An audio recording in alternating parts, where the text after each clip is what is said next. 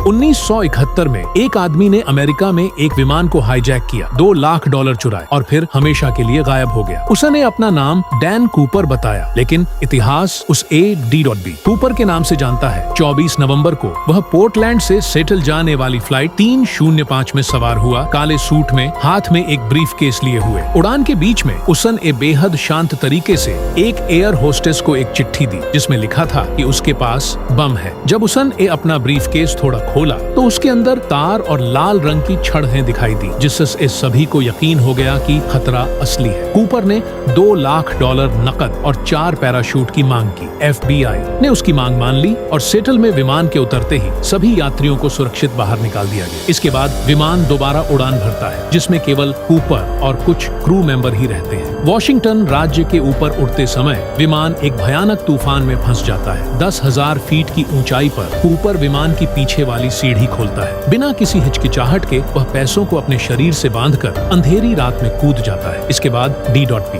Cooper को कभी नहीं देखा गया और उसकी कोई लाश भी नहीं मिली। FBI ने अमेरिकी इतिहास की सबसे बड़ी तलाशी शुरू की, जिसमें जंगल, नदियां और पहाड़ सालों तक खंगाले गए। 1980 में एक बच्चे को कोलंबिया नदी के पास फिरौती के कुछ नोट मिले, लेकिन कूपर खुद एक रहस्य ही बना रहा। 20 से ज्यादा संदिग्धों से पूछताछ की गई, लेकिन किसी को भी दोषी साबित नहीं किया जा सका। 45 साल बाद FBI ने इस केस को आधिकारिक तौर पर बंद कर दिया। आज भी कुछ लोग मानते हैं कि कूपर जिंदा बच गया और किसी नई पहचान के साथ सामान्य जिंदगी जीता रहा, जबकि दूसरे लोग मानते हैं कि उस तूफानी रात में उसकी मौत हो गई। सच्चाई आज तक सामने नहीं आई है। तो सवाल यही है, क्या DB कूपर बच निकला या फिर हमेशा के लिए गायब हो गया?